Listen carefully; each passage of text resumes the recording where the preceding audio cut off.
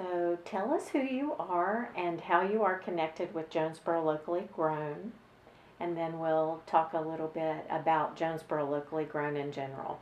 Okay.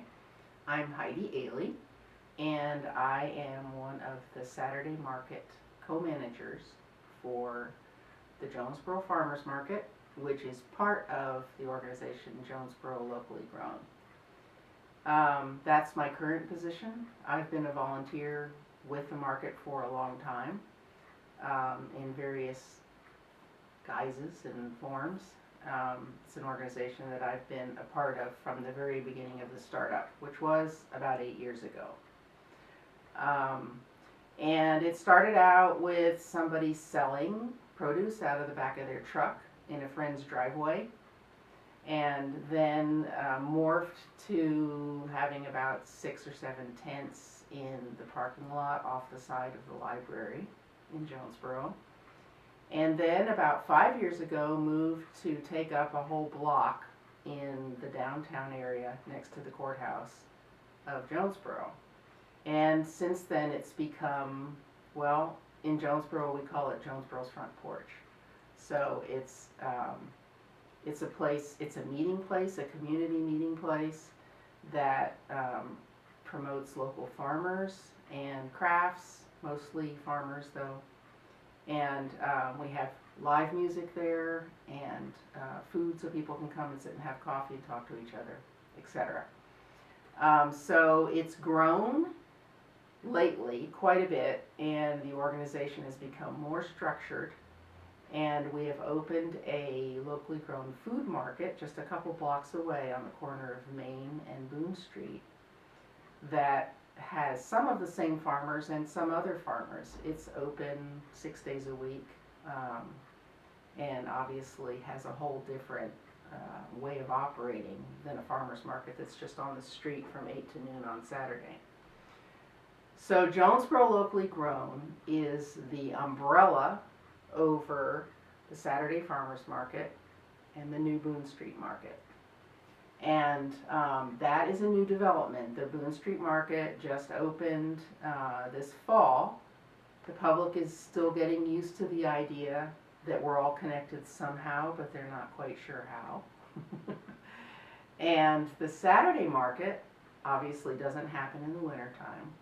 So it's starting up for its season the first Saturday in May, as it usually does. And it goes through when? Goes through the end of October. So 6 months of Saturdays, 8 a.m. to noon.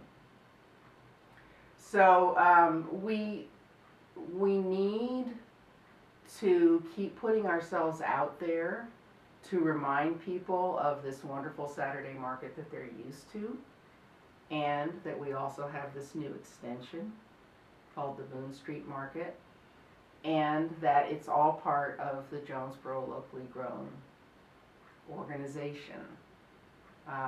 So we're talking about getting people to these places, but we're also talking about clarifying the structure of our organization for them, I guess. So you're thinking about a direct mail piece that might also be emailed. Right. For this particular project that we're going to be working on. Yeah, we want to use the opening day of the Saturday market as an excuse, basically, to put some special invitations out there. When we were building funds for the Boone Street Market, we did a lot of fundraising, which was extremely successful, I'm pleased to report. So there's a lot of community support for the whole organization. Actually, we have quite a following already, but we have to keep fluffing it up all the time, as Lise will explain to you in the business of marketing.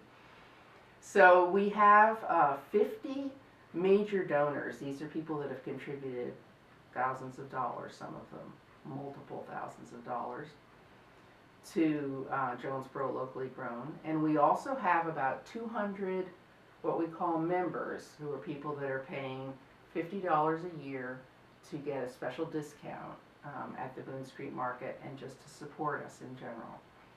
So we thought we would send out something which lets these people know, that they are members of a special club, and that it's a group that's successful and that is moving forward with all kinds of exciting things, and these are the things that we can offer them, and we are so happy that they are a part of us. So we want to get this whole friendly message across, reminding them that they've contributed to something really wonderful and valuable, and we love them. We also want to get them to the market, to the Saturday market, and remind them to come to the Boone Street Market and give them some kind of a little coupon or special perk, which we've yet to shape completely, that entices them to come down and lets them know that we want them to have something special. So, do you have multiple target audiences for the mailer, or is it only going to be one target audience for the direct mail piece? The direct mail piece is only going to go to those 50 major donors. And we want that to be, doesn't have to be fancy, but it needs to be sort of elegant. These are moneyed, educated people, generally. And they've contributed to something that's kind of a grassroots local support kind of organization, but a lot of them have somewhat fancy taste in food and appreciate, really good produce and organic meats and all that kind of thing. So that one should be maybe slightly dressier, maybe printed on nicer paper. And then for the 200 members, this is partly a cost issue. If we were to mail to all of these people, it would be really expensive. So for the 200 members, we just want to do an email blast. So we want to have that same piece that you've created for the mailer adapted for an email distribution, and a slightly different target slightly audience. different target audience, which is more kind of a general public and probably a much broader audience in terms of who these people are. And the text might be slightly different because the perk that we add for the members will probably not be as big as the perk that we add for the VIP donors. So that's kind of the gist of it. What's special about our market and the Boone Street Market, about both the Saturday Market and the Boone Street Market, is that we require that there's no middleman. In other words, the farmer or producer has to be the person that's either coming to the Saturday Market or bringing us the food to sell in the Boone Street Market.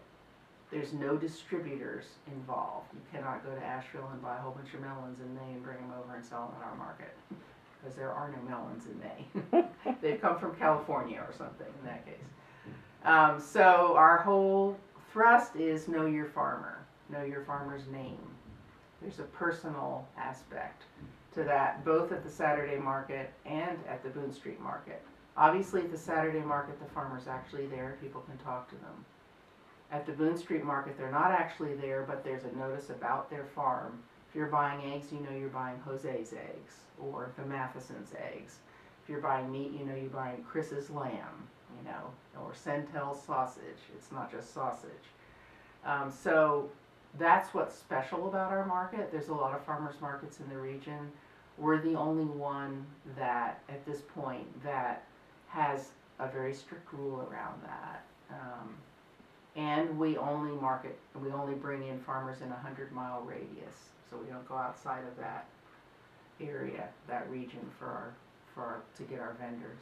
And you all actually go on site to make sure that Yes. things are grown the way you That's require. Right. Every vendor, we require a farm visit. So you can tell me that you're growing tomatoes there, but we're going to go see if you've got tomato plants.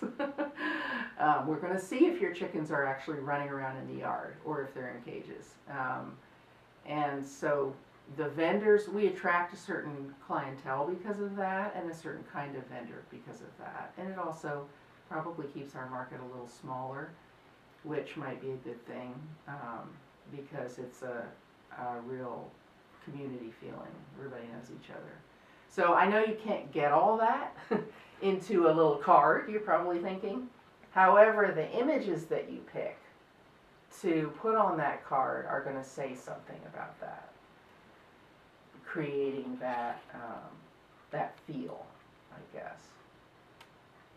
So it's a very intimate, friendly atmosphere as opposed to just a bunch of people who brought their trucks in kind of feeling. Yeah. You know, we would like the idea of an image of a farmer holding his produce that looks really proud of it and pleased about it in the way that you would if you're holding your darling new baby. We like to have, you know, kind of an electric warm energy between the buyer and the farmer, like there's conversation going on there. The images of food should look not like they're in Kroger's somehow. I mean, our vendors generally display their food in a very folky, creative way. So we want to bring that kind of color and, you know, farm, homegrown feel to whatever it is. Our marketing generally has been fairly simple and clean looking so far, not too much busyness. So picking images that have a lot of punch and are very distinct in some way, I think is better than throwing a whole bunch of stuff together. Would you agree with that? Yes. Yeah. And other than know your farmer or know your farmer's name, are there any other catchphrases that you all like to use in your materials? Locally grown is big. Let's see. What else? I'm trying to think. Am I not thinking of something? Anything that is family oriented. One of the things that we're trying to encourage more this year, and sort of a thrust of our marketing this year, is that there's a place and activities and food for your whole family at our market. The music's fun. We're going to have a special family kids day once a month. So things that show children, or maybe you can come up with some good slogans about educating children, you know, to what is good food. You know, maybe you can kind of brainstorm on that a little bit and help us with some slogans that we can use, you know. Yes, I think that would be a good idea. Yeah. That might be something that can do as a preliminary piece for this particular project. You all will give them some specific wording that you do want included. So they don't need to worry about coming up with all the wording just based on this video. Yeah. But I think it's really important that they understand kind of the vision for the markets in general, but also the vision for these two particular pieces,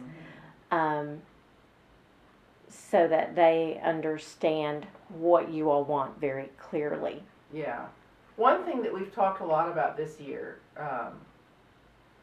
and you know, this is a real branding thing that I've been trying to learn about as well, is the Johnson City market, which is much bigger than us, has making noises about being more restrictive in the same way that we are in not allowing middlemen and keeping things to locally grown produce and such. And we can't really compete with them size-wise. And so we've been thinking about how to focus our niche even more. And one of the things that we've talked about is many of our farmers, they are really small farmers, from just backyard farmers to, you know, people who have a couple acres. But many of them have several things that they do. They might grow some produce, they might have some chickens in their side yard, one cow that they're planning on butchering and selling the meat. They may do a craft as well. And we're trying to sort of cultivate the fact that we're making a place for that kind of farmer, where they can not just sell, their tomatoes or whatever, but if on their table they want to have a little bit of their craft, some eggs from their small group of chickens or whatever, that this is a place where that kind of farmer has a niche. They don't have enough stuff to take and sell at Ingles. They have too much stuff for their family to eat, and they have a variety of stuff. So it's kind of an old-fashioned model that's coming more and more into fruition with this whole back to the locally grown movement that's really active. So we can't get all that into this mailing piece, but if we can sort of give it that feel somehow, I think that's an important thing that we're trying to define a little bit more. And then in general, these are to welcome people back to the Saturday market. Right. And remind them that the Boone Street Market will be running in tandem throughout the week while the Saturday market is there just on Saturdays. And that's the challenge, is that it's really covering two things. And the two things have different shapes. Yeah. So, and we want to be successful in showing that this is part of the same organization. So Jonesboro Locally Grown invites you, as our family, because these are already part of our family, they've given money to us. Welcomes you, invites you, hello, it's spring, come on in. Yeah. Come on back. We're looking for you, we want you to be there, we appreciate you, we know you're out there. We want to give you something because we like you. That's kind of the feel of it. Okay. Well, that gives us the basic information. They can do some additional research. And we'll get some more Actual specific text from you all very soon. Okay. So Sounds thank good. you, Heidi Ailey. You're very welcome. Thank you.